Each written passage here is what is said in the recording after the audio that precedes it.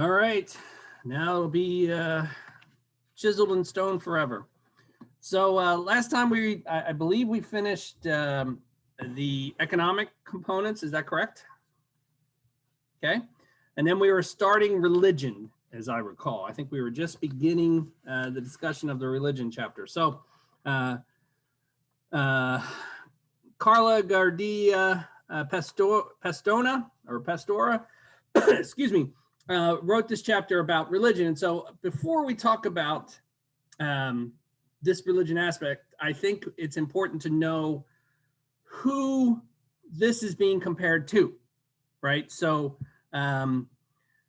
this book we're talking about is the British Atlantic World, but it's important to understand in what context this is occurring. It's not occurring in a void.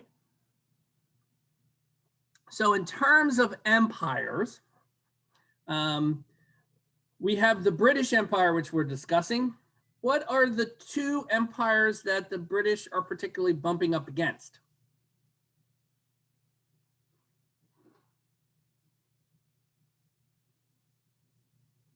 Well, the Spanish is one. Okay, so the Spanish would be to the south, right? Who's to the north?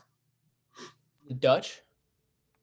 The Dutch are a minor colony in New York, but then the British oust them, right? And so they turn New Amsterdam into New York, and they turn Fort Orange into Albany. So the Dutch were there first, but then the British pried them out. Right? Would it be the Irish? The Irish are, we'll talk about the Irish because you're correct that they are, they're not an empire, right? But they are the first colony for the British, which we'll talk about in a bit, but they're not located in the New World as an empire. Let's put it that way. So the French in like Canada? Yeah, so what was Canada called? New France, I think. New France is correct, right? So the British are late to the party. Melissa, the reason why the British are late to the party is because they're busily colonizing Ireland, right? So their first colonial expansion is not to the New World. Their first colonial expansion is to the island of Ireland, which they asserted first English control, and they settled English folks there, and then they brought Scots-Irish there. All those things will be pertinent to our discussion in just a few moments, right? What is the religion of the Spaniards?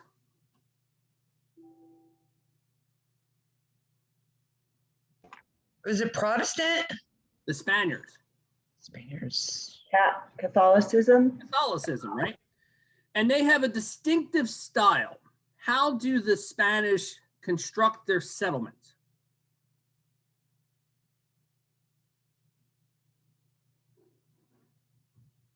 What's at the heart of their settlements? Be a church. Okay, and what do they call that? It has a particular name. It relates to the structure. It's a mission. Right? Because the role of the Spanish colonization, it's twofold. It's conquest and bringing the church with them. And so Spanish settlements begin with the establishment of a mission, and then the town grows up around them, which is why cities founded by the Spanish are known as San Francisco, San Diego, San Antonio, right? They're named for the saints who were the name for the mission. So the distinctive style of the Spanish, they've been depicted as carrying the sword and the cross. So they're bringing conquest, but they're also bringing missionary Catholicism, right? To convert the people to the Catholic Church. And the way they do so for the Spanish is they have a mission system, and they establish a mission, and then they bring the native people to the mission to convert them and to educate them to be Spanish farmers. Right? So that process is bound up. It's a missionary component, which is a key element of this Spanish colonization scheme, right? It's establishing missions to convert the heathens, as they would call them, right? So to bring them to the church, right? That style, establish a mission, bring the people to them, right? What is the language of the French colony? Or what is the religion of the French colony? Excuse me.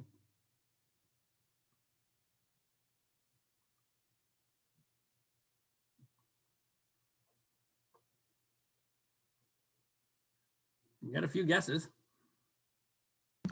Would that be Protestant? The French? Yeah. There is a minority French called the Huguenots, but they are not. It is not a Protestant state.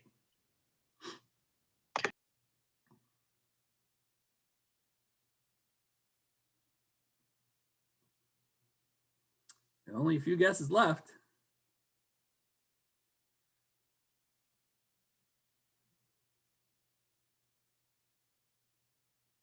Melissa, you're muted. Oh, I was just saying that I can't remember. I must be getting like lines crossed here. Well, 'cause I- so let's think, right? So they're not Protestants, or at least not a majority Protestant, Mhm. right? So what could they be?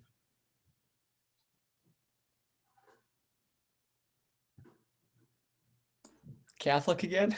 They are Catholic again. France is another Catholic nation, right?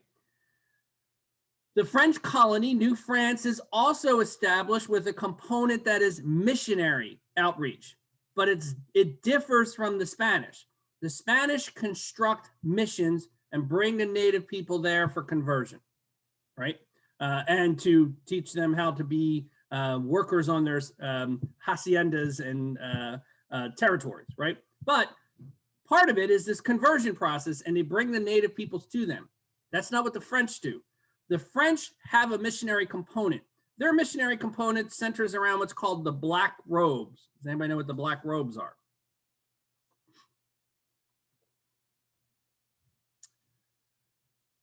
They're the Jesuits.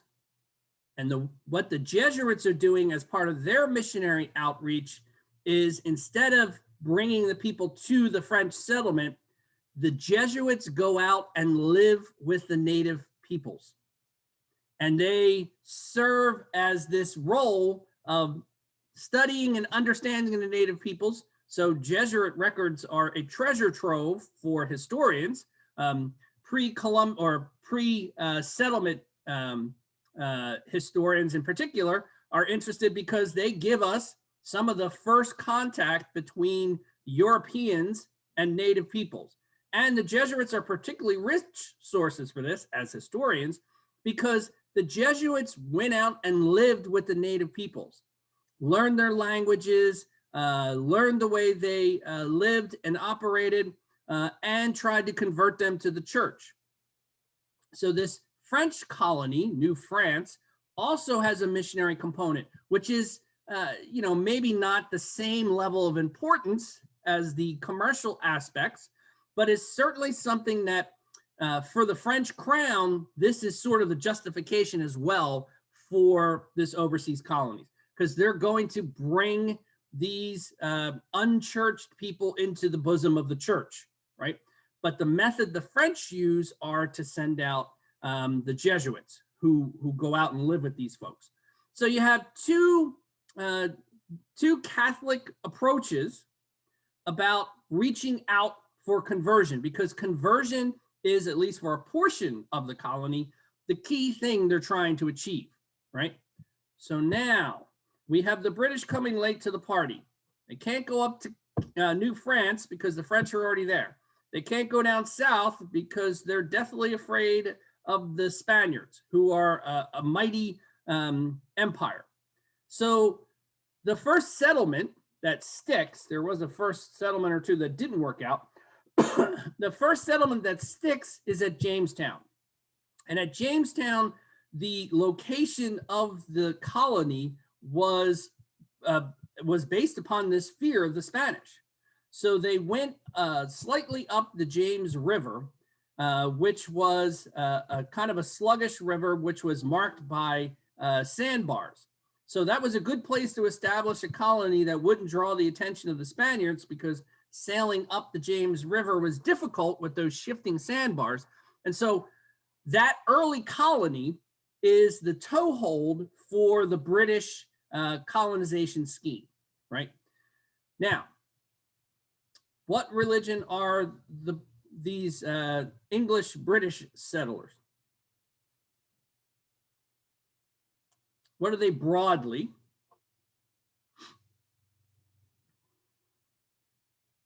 Again, we really only have two choices. Were they Catholic? They are not Catholic. So they They're are Protestant. Protestant. they are Protestants, right?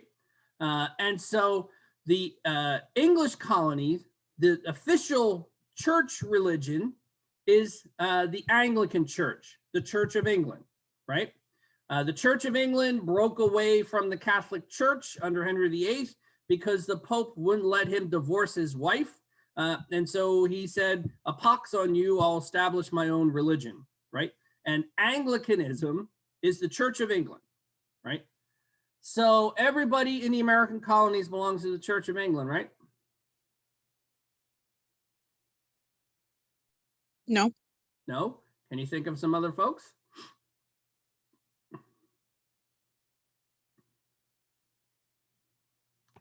The Native Americans weren't, were they? No, we're going to talk about them in a bit because they're part of this religious idea that we're going to talk about, or practice, I should say. Nor were the slaves, right?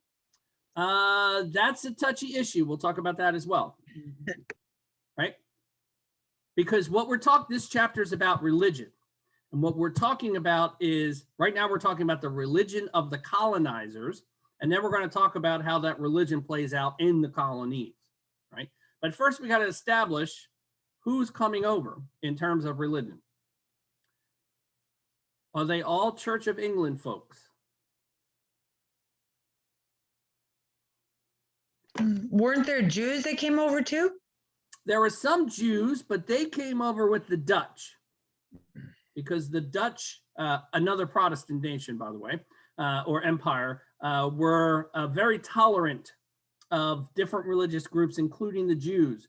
So New Amsterdam had a Jewish population, not very large, but a population nonetheless, who remained there when it became New York.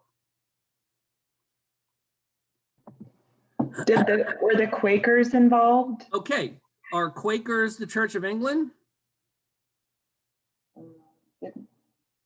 Oh, maybe they are. I didn't think so, but maybe they are. Well, stick to your guns. Yay or nay? No. No, very good very good answer. The Quakers are a sect. Are they Protestants or Catholics? Protestant. They're still Protestants, right? They're not part of the Catholic Church. Their idea is that they have the Society of Friends, which is non-hierarchical. So they're rejecting the hierarchical structure of the Church of England. And their name comes from the idea that they quake in the presence of the Lord, right? So Quakers come to these American colonies. William Penn gets a land grant because his the crown owed his father money. So in lieu of paying him back in money, they gave him a big whack of land that William Penn came over and established a colony, which was William Penn, the Quaker, established a colony, but it was open to everyone. So about 1/3 of the people who came to this colony, known as Pennsylvania, Penn's Woods, were Quakers, but it also was open to other groups. And so about 1/3 of the colony were people who were settled by people who came from the German states. And so you have Mennonites and Amish, again, Protestants, but not part of the Church of England. We talked before about these folks who were pilgrims, right? What are they coming here for?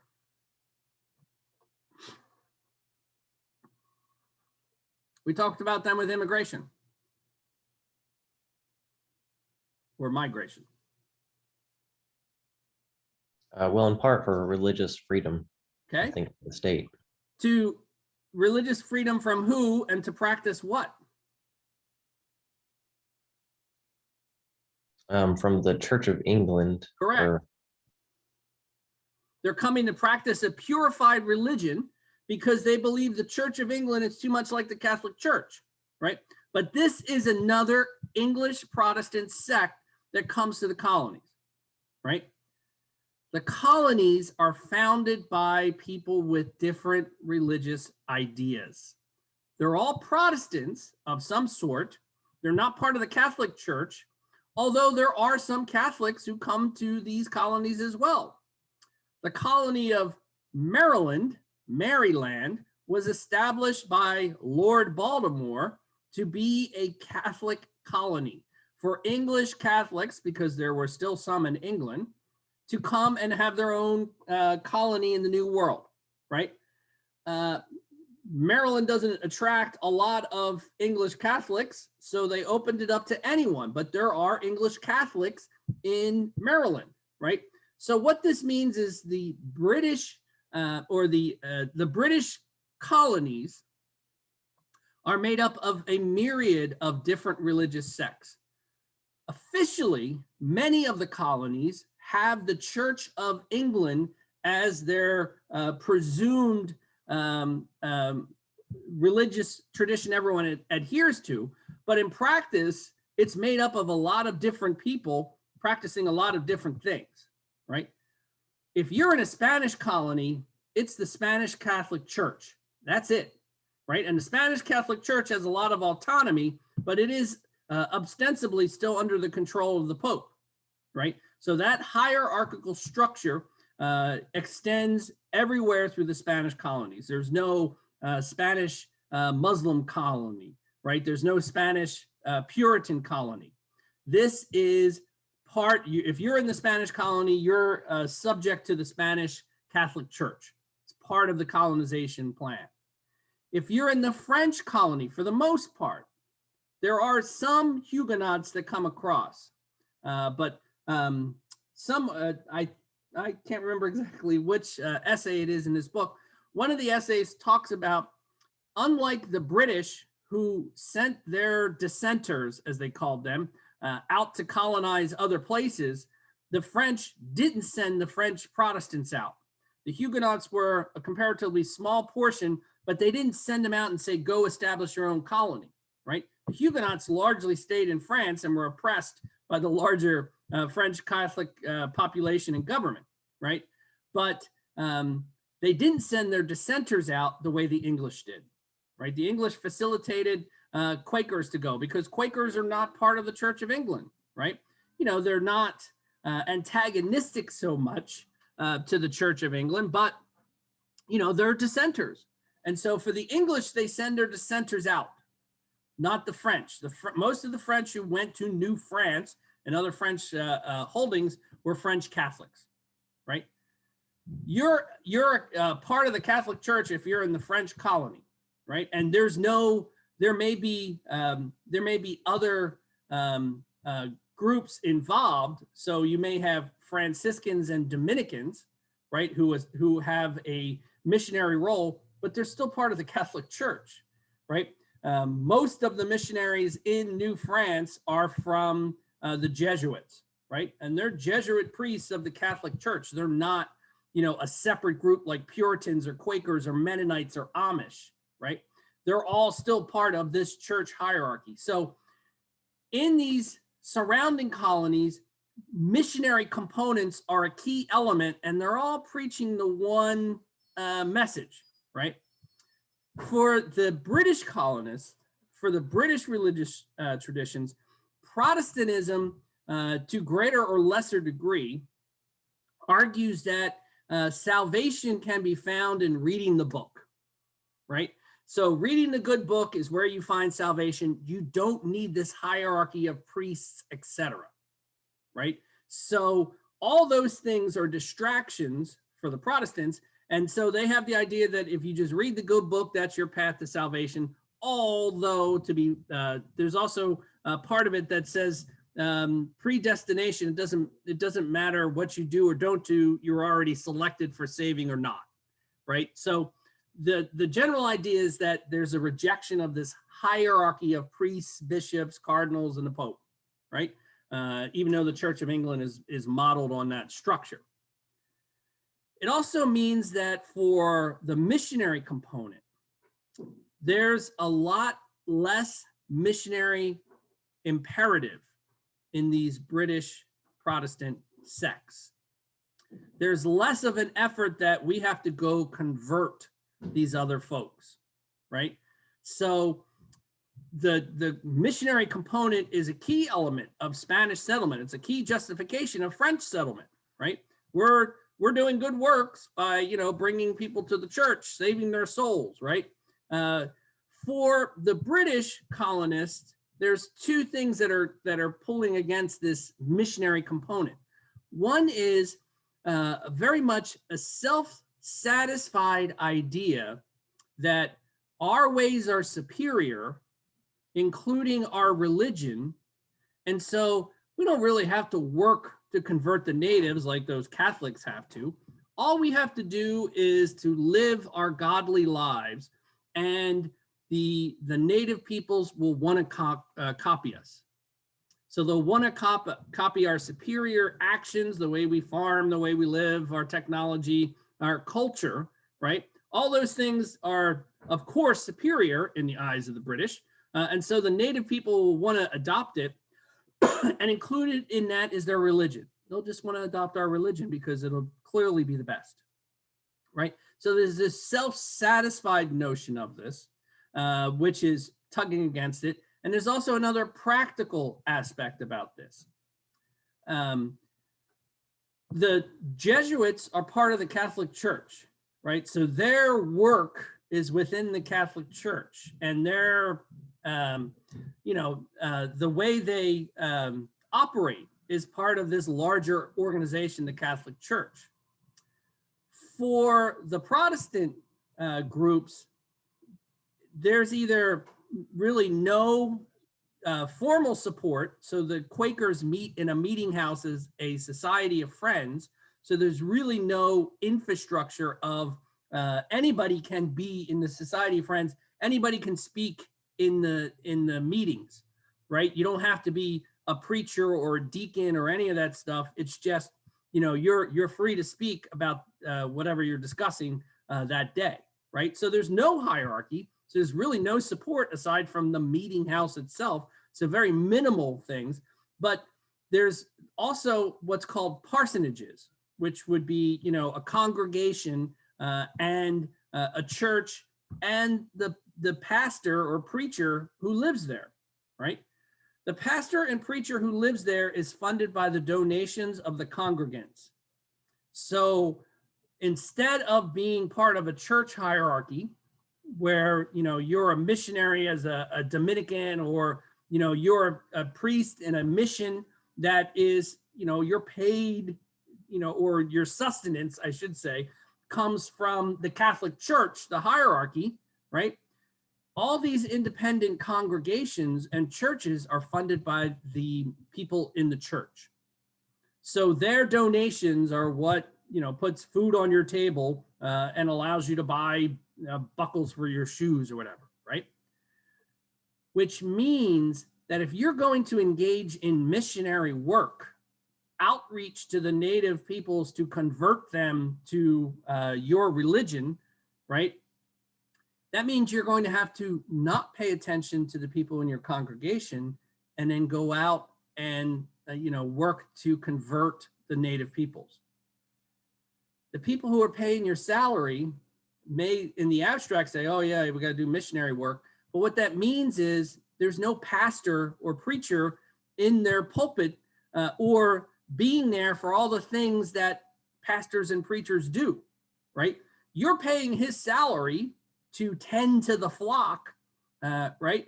But the flock's not being tended to because you're out trying to do something else. So there's a missionary movement called the Society for the Propagation of the Gospel, right? Which is sort of a Protestant, English Protestant outreach service.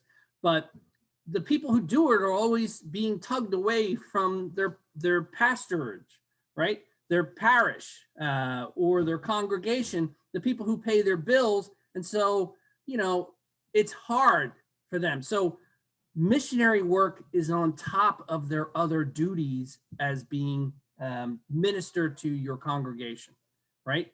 So that is something on top. Whereas for the Spanish and the French, that's your job, right? That's what you do. You're part of the church, and you try and convert people and say mass and do the things that the priests do in the church, right? Well, here you're talking about people who are funded by the congregation, and they want your time and attention. That's what they're paying for. So it's always going to be a challenge. Also, this is a settlement pattern where they're, the Spanish and the French are preaching Catholicism. That's it, right?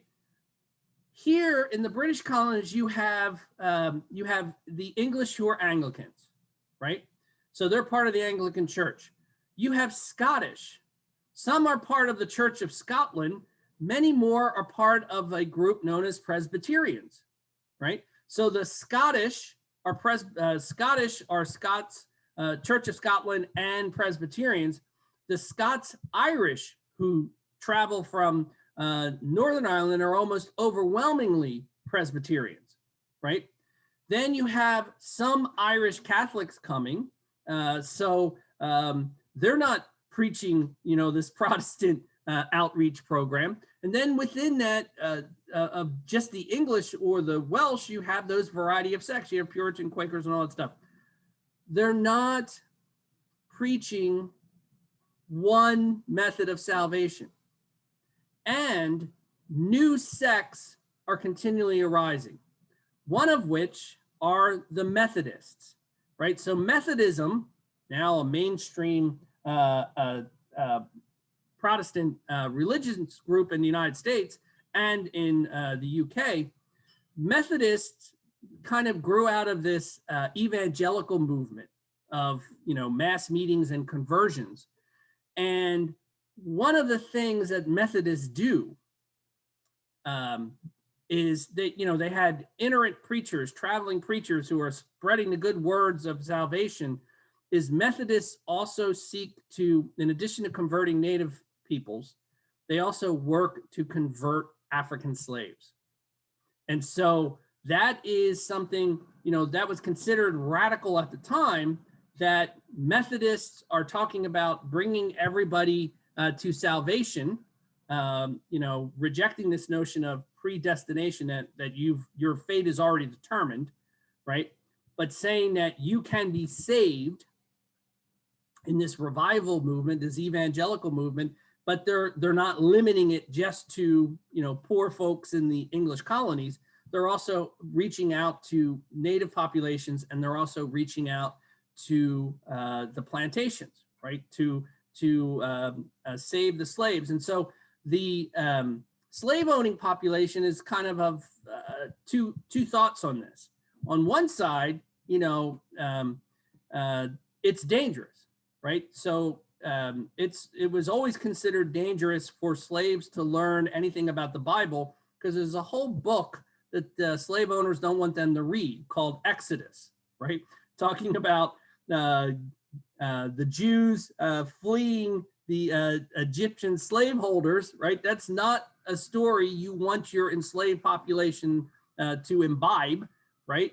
But the other thing along with that is that, religion can be used as a method of control. So this was an issue that plantation owners often wrestled with, and plantation owners tended to be the Church of England tended to be the more well-off portion of the colony, right? And in many colonies, most colonies, the Church of England was the official church. So people had to pay taxes to support the Church of England in the American colonies, right? So colonists who may be Presbyterians not only are contributing to their own congregation, they also have to pay a duty to the colony to fund the Church of England, churches in these colonies, right? So that was always a source of tension as well, right? So we highlight this idea in our Constitution, talking about, how the freedom of religion, freedom of religion was a key component of, this sort of idea of how the colonies formed and what it meant, right? One can look at it through the lens of how the founding fathers said this issue of freedom of religion was designed. But another way of looking at it through a different set of lens is there's freedom of religion in the American colonies for two reasons. In the early period, they needed colonists, right? They needed people to help settle this. So beggars can't be choosers, right? So if Puritans want to come and establish a colony and help us maintain control over this territory we're hoping to acquire, then bring over the Puritans, bring over the Quakers, bring over the Catholics. If they're going to settle Maryland, yeah, I guess we'll take Catholics too, right? Although if you look at English or British Protestant rhetoric, virulently anti-Catholic, right? But even with that virulent anti-Catholic idea, yeah, we need colonists. So if you're going to bring folks and settle Maryland, bring them over, right? So beggars can't be choosers. But later in the colonial period and in the early American Republic period, there's freedom of religion, not because everybody's tolerant of other people's religions and kumbaya, but there's freedom of religion because no one religious group could force everybody else to acknowledge it as the religious group of the colony. So it's a virtue that grew out of not so much high-minded ideals, although of course that's the rhetoric, but more a function of no one church could make everybody else in the colonies say, you're the official church. And since there are no official churches, all churches have to be accepted, right?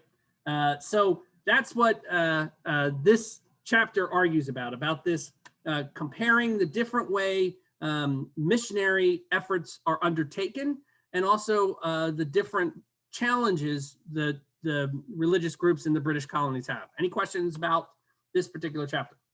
Comments, anything you want to talk about?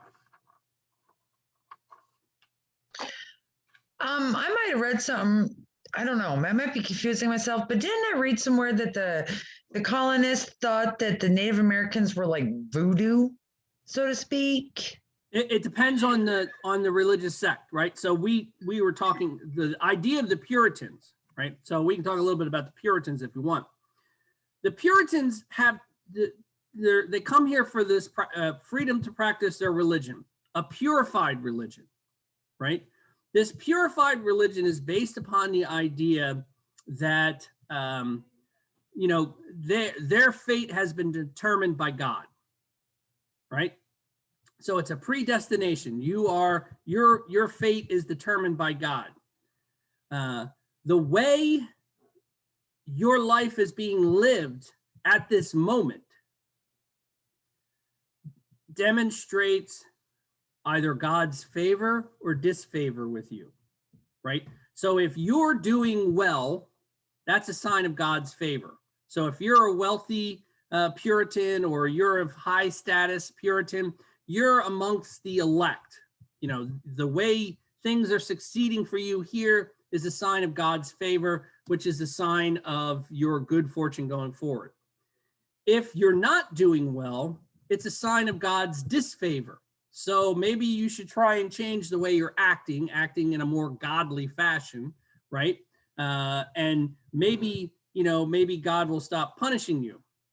But there's another component about this Puritan religion as well.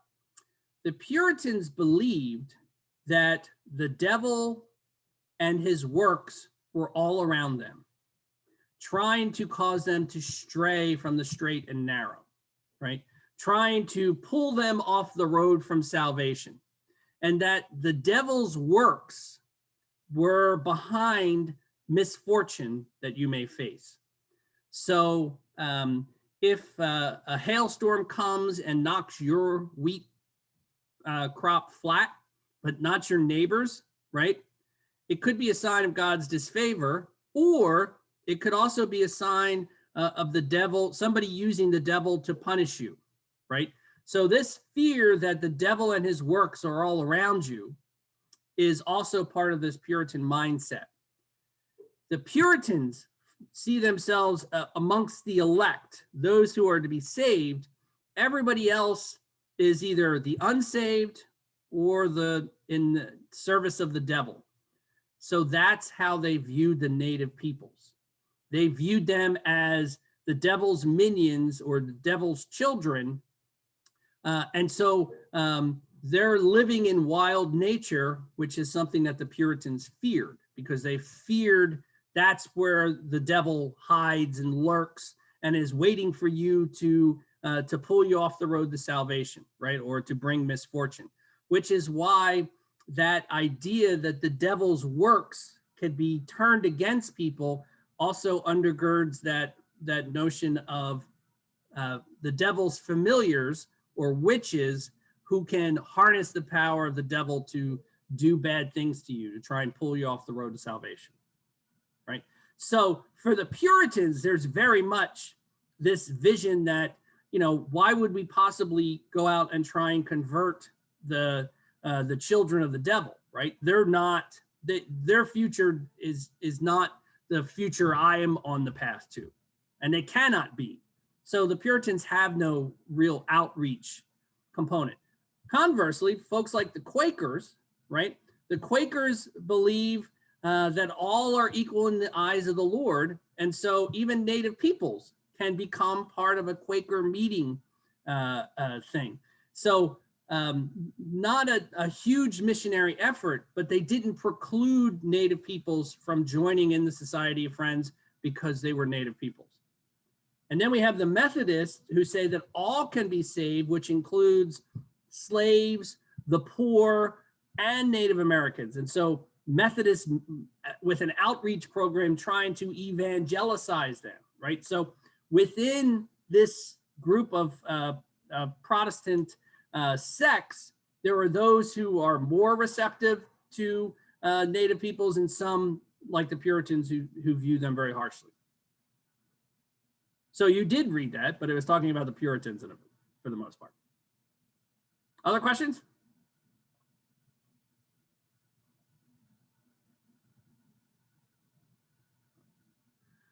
All right, so the next chapter, I don't want to spend a lot of time on, I just want to go through it quickly. And it's talking about scientific networks, right? And so part of this idea of scientific networks is kind of a reflection of the relationship of the colonies to the mother country from the perspective of the mother country, right? So thinking back to our economics discussion about mercantilism, what is the role of the colony?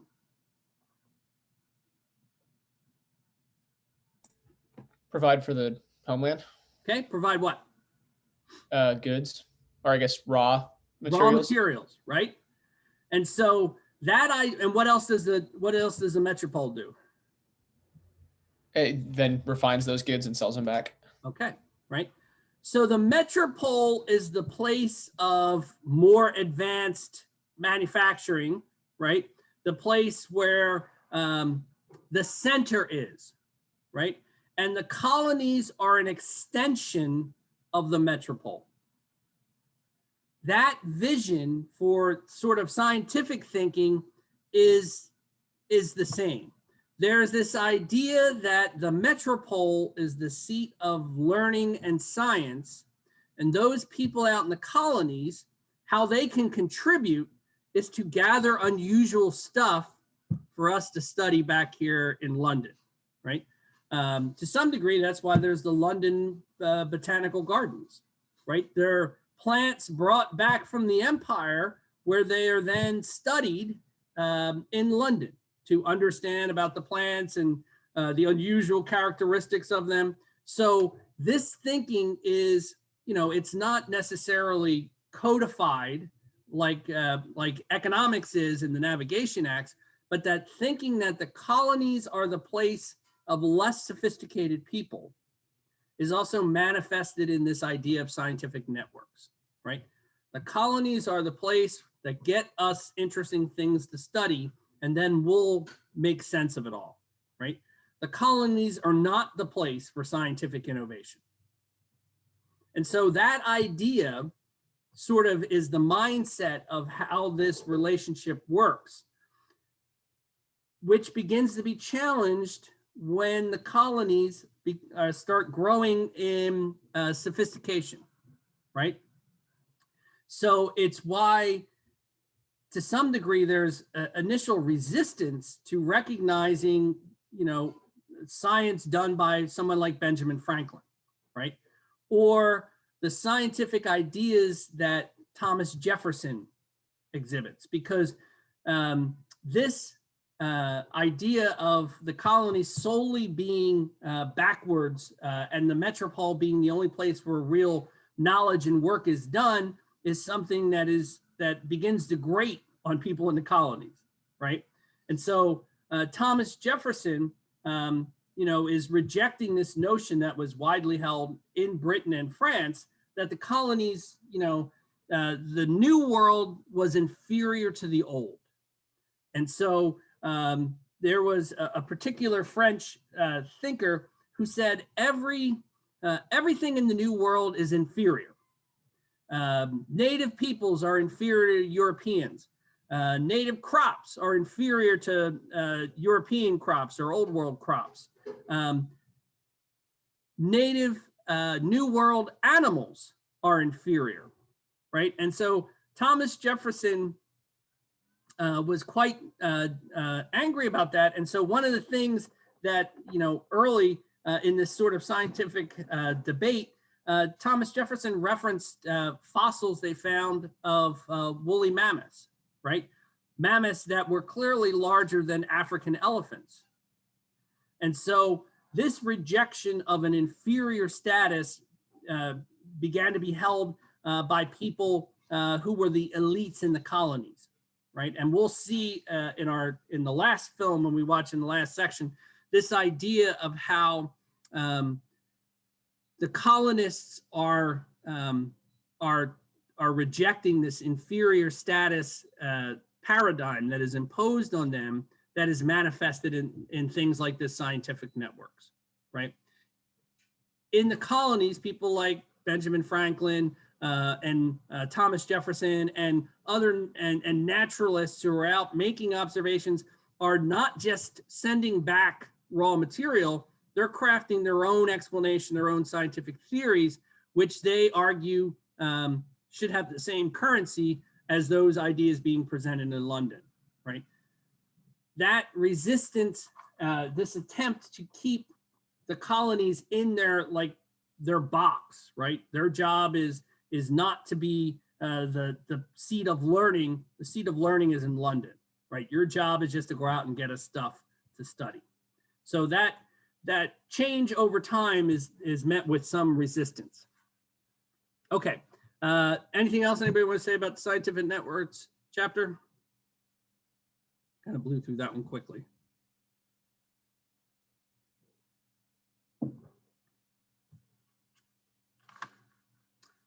Okay.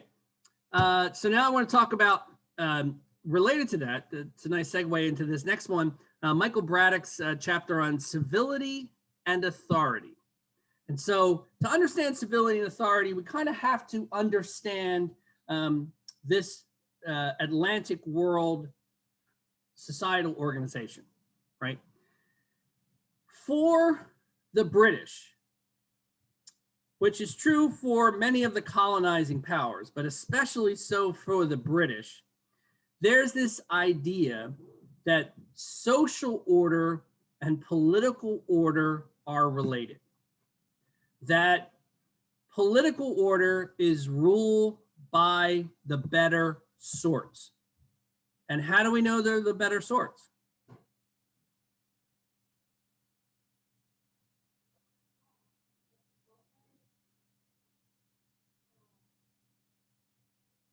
What makes them the better sorts? Would it be because they're the mother country? Okay. Within the mother country, rule in the mother country is, you're correct, Melissa, that this idea is also overlaid over the colonial structure. But before we get to the colonial structure, just within English society, there's this notion that social order and political order are related, and that the better sorts are the ones who are fit to rule. How do we know they're the better sorts?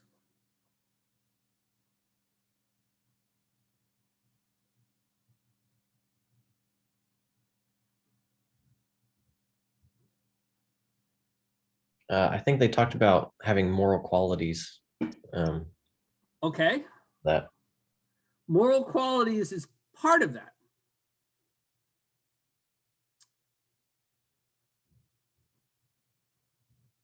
How do we know they're the better sorts?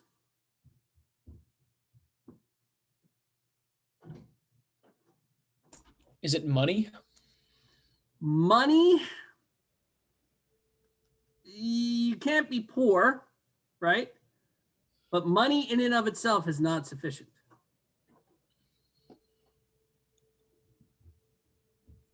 Would it be like if you're more educated? They tend to be more educated, but that follows the initial thing that marks them off.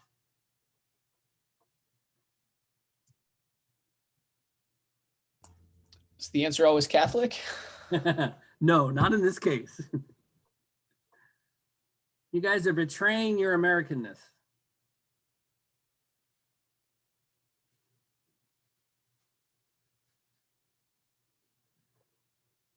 You have to be born into the right class.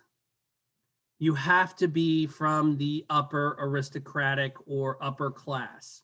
That's why money in and of itself is insufficient in the old world, right? You have to have the right breeding.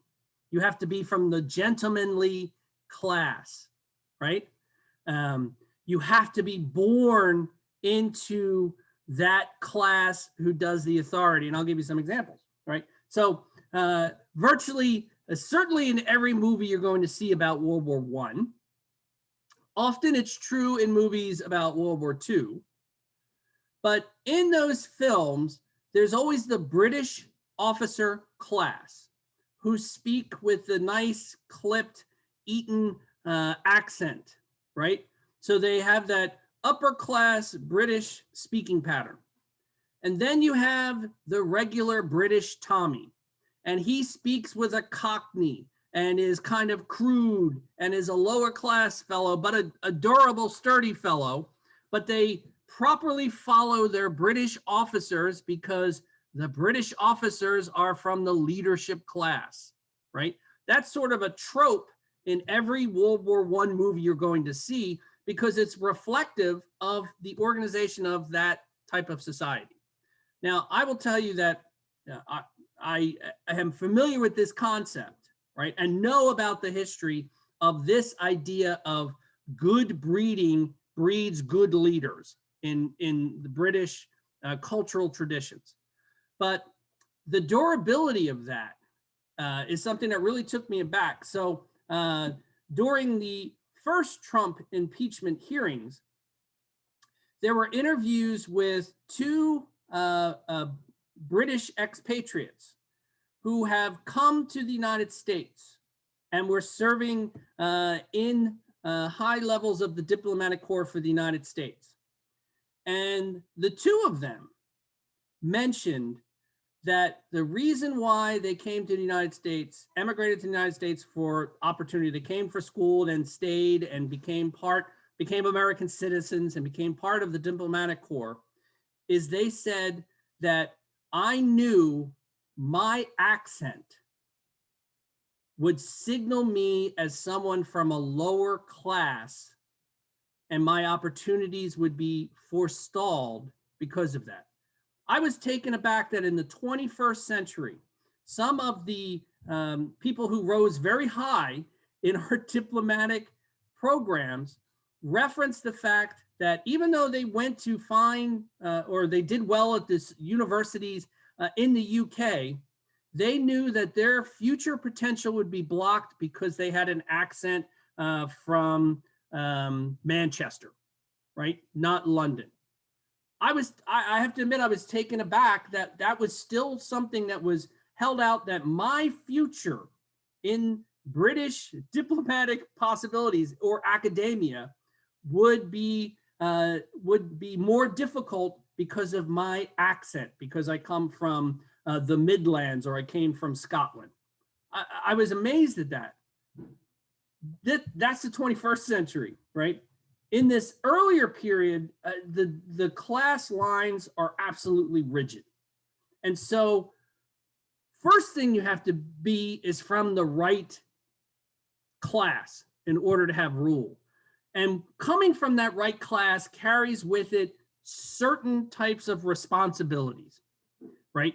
You have a responsibility to rule. So you have to act in certain ways, which would be the morality thing you're talking about, Marshall, right? That is a manifestation of gentlemanly behavior.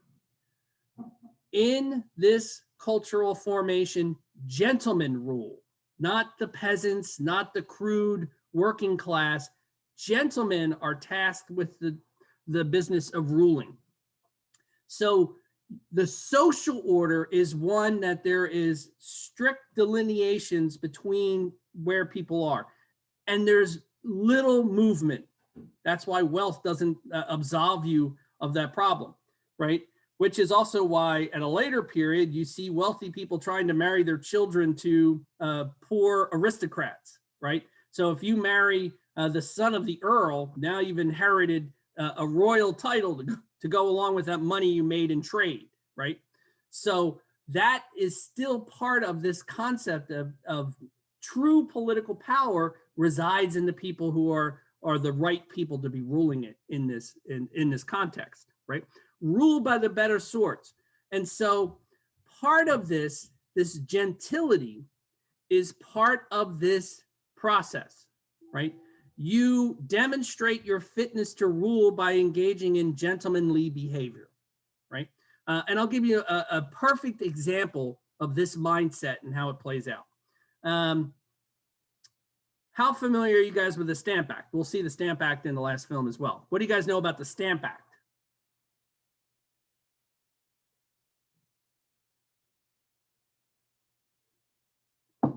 Anyone? Stamp Act, American colonial history. It's one of the things that ended up causing the Boston Tea Party, right? It was the disorder, yes, that ultimately led to the Boston Tea Party. So what do they have to do? Didn't they have to put, it was something with like when they're shipping stuff, right? Okay. Hannah, what were you going to say? I was going to say that if you printed anything in the colonies, didn't you have to have a little stamp on it? Good. You had to use official stamped paper. So if you were going to print a placard, right, it had to go on official stamped paper. Stamped paper, excuse me, that a portion of that money goes back to the crown. It's about generating revenue, right? If you are you're filing something in court, you're supposed to use official stamped paper, right? And so this was a method of making people in the colonies use this stamped paper that they're going to pay to use. That's going to produce money for the crown. It was a money-raising scheme to offset as the Parliament saw it, the debt they had acquired in protecting the British colonists from those French and Native American interlopers, right? So the British amassed a large debt prosecuting what we call the French and Indian War, what they call the 7 Years' War, right? And so they felt the colonies should pay money to help settle this debt. And this is a way to generate that revenue, right? So that's what the idea is. Now, here's why it perfectly embodies this British thinking, right? So they know the colonists are not going to be happy about it, right? They know that Parliament is issuing this edict from London, and they're going to try and enforce it in Boston and Philadelphia and Charleston, right? All the way across the Atlantic Ocean. So it's going to be difficult. They understand that, but this is how they plan on installing it. And this is how they thought it would work too, which is also illustrative.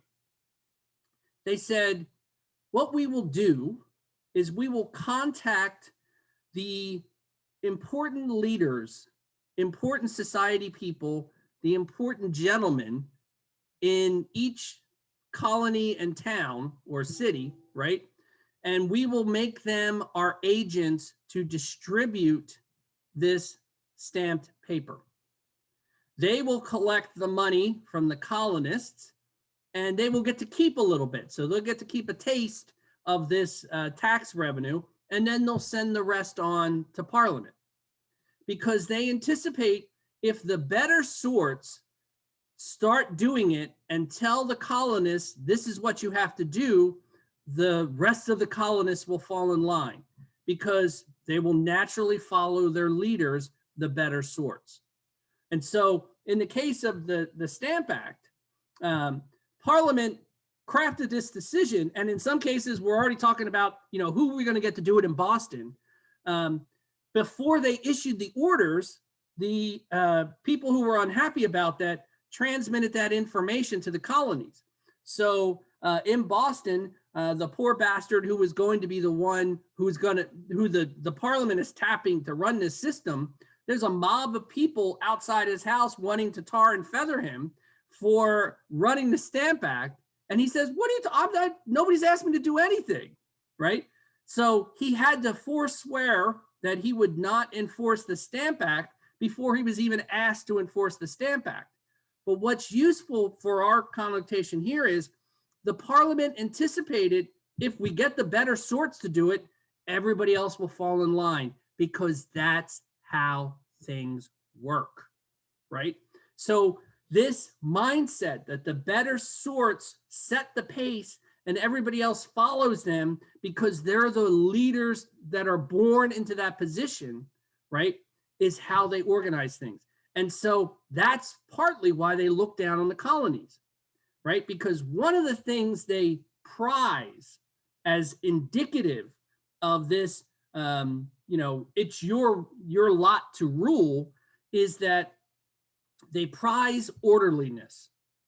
So a gentleman who runs a farm where everything is neat and tidy and things are in its place and everything runs smoothly, a gentleman whose family is in order, right, is not disordered, where everything looks and operates properly, is also, that's a sign that that's the person who also can help run society, right? Because your social order at home and how efficiently you run that also means that's how you're going to run government. And it's because you're a proper gentleman.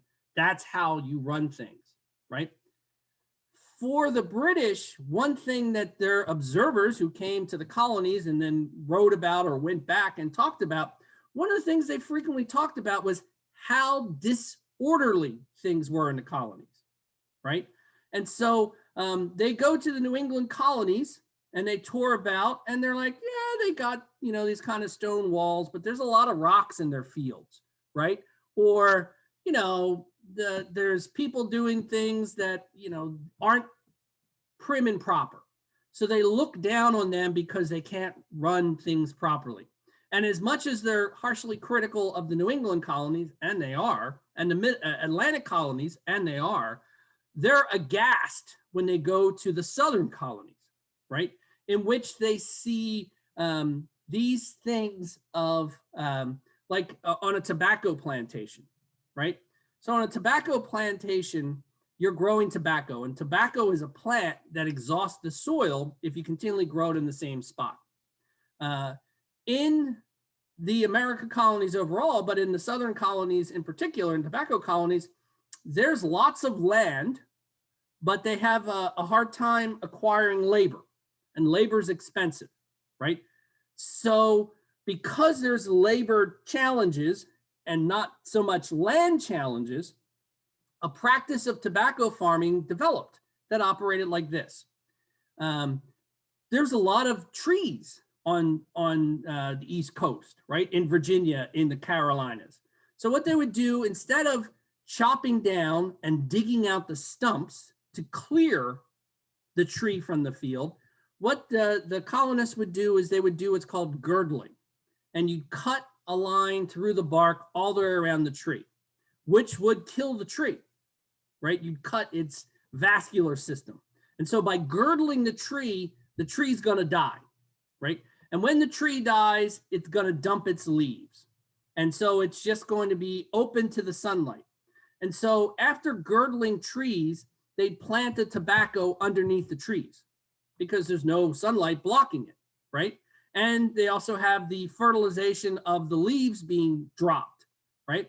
And so they grow a couple seasons under those girdled trees, dead trees, growing their tobacco, right? And then when the soil started getting exhausted, they would burn those girdled trees, which would serve to recharge the nutrients for a while from the ashes of the trees.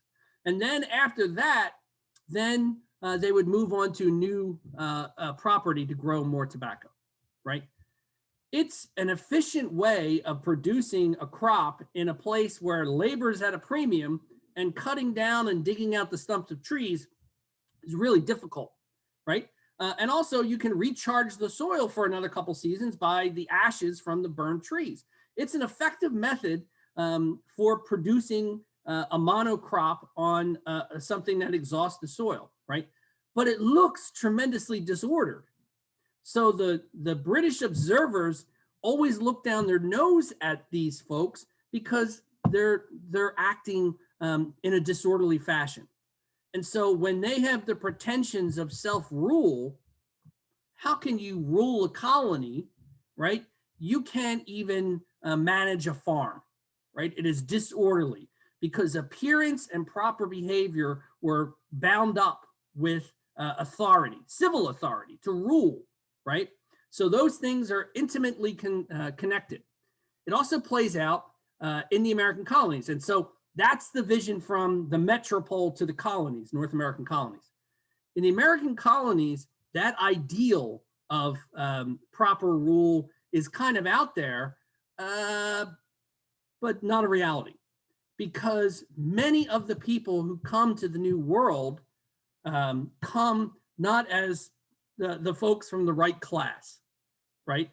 So in the American colonies, there's a lot more fluidity where you can move up in your status in ways you cannot in the home country, right? So you have an opportunity to improve your station, not just improve your income, Timothy, right? Not just get rich, but improve your social status by that. And these people who are achieving this rise in social status know the relationship between proper behavior and authority. And so they seek to recreate that in the New World. And I'm going to give you an example. There's a person known as King Carter. And King Carter became a very wealthy and powerful merchant who grew lots of tobacco and made tremendous amounts of money. And in his later years, King Carter had this big, beautiful mansion, and he lived a very courtly life, right? In which his power was manifested in how he entertained, right? That's part of demonstrating your wealth and power and sophistication is how you entertain. So King Carter would invite people to come have lunch or supper with him, right? And it would be this elaborate production of different courses using different silverware on the finest china, right? All these things designed to illustrate his superiority, and the simple farmer, right, who doesn't know how to use an oyster fork or doesn't know to sip his stout daintily, right, is put ill at ease in an inferior position because King Carter, his gentlemanly behavior demonstrates his fitness for rule, and it shows your inferior status, right?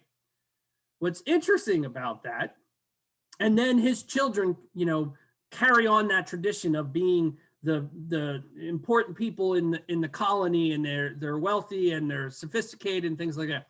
But what's interesting is that King Carter started as an indentured servant. He's not to the manor born. He doesn't have those aristocratic pretensions, right? Or aristocratic relations, he develops aristocratic pretensions, because that's how you demonstrate your fitness to rule. And so when he does in his later years, he's trying to erase his indentured servant, temporary slavery beginnings, to suggest that he is the rule, he's right and destined to rule because of his status, right? Not because he's rich, but because he's a gentleman. Well, he didn't start off as no gentleman, right? In the eyes of the British, right? And so that idea is something that is consciously copied in the colonies, modeling it after how they know authority is in the home country, right? And the British colonists, as they became more sophisticated and began to think of themselves as proper gentlemen too, they didn't like that they were always just a provincial to the British, right? And to be fair, in the mindset of coming from the proper breeding, they don't have it, right? Very few people of any means came to the American colonies in the early period. Why in the world would you, right? Lots of people like King Carter came as indentured servants. That's pretty much the lowest of the low, right? Copying that is is recognizing this notion that proper social behavior is also a requirement for political rule. And so incorporating those two ideas is because the mindset is the state is an extension of proper family and social order. So somebody who can run his farm and his household right is somebody who's fit for rule, right? But for the British in the home country, those British colonies are always going to be a step below. They can never be equal to us, right? Because they're the provincials and we're the ruling class. So part of this idea of transforming the wild countryside into an orderly countryside is this manifestation of your demonstration of fitness to rule, right? A well-ordered government is an extension of a well-ordered family and town structure that well-ordered gentlemen do. It's also why, taking a little bit into the future, you see what are just simply farcical, you know, in historical terms. You see the sons and some daughters of plantation owners in the period before the American Civil War who are styling themselves as aristocrats. And there is a sort of a cottage industry of these sons of rich plantation owners who try and do their genealogy back to the Knights of the Round Table to suggest they're the descendants of Galahad and Lancelot, and that's why they rule plantations in the South. That's why they should be ruling the nation, right? Because they're the inheritors of the Round Table, right? Which, if you follow back their lineage, they're the sons and daughters of people like King Carter, who came as an indentured servant, who came from peasant stock, not the aristocratic stock in the New World or in the Old World. All right, questions about that chapter? Wouldn't the royal family go along this whole aspect? Do they Like fit in Queen that? Elizabeth? Absolutely, Yeah. right? Absolutely. I mean, the royal family, why are they the royal family? Why are they at all something people should pay attention to? Because don't they rule England right now? Yeah, they don't in And practice, like, right? But that's, but their status is because of who they're born to. They're the royal family. Which is why there's still resistance to a commoner, perfect definition of the term, marrying into the royal family, like Meghan Markle, right? Other questions?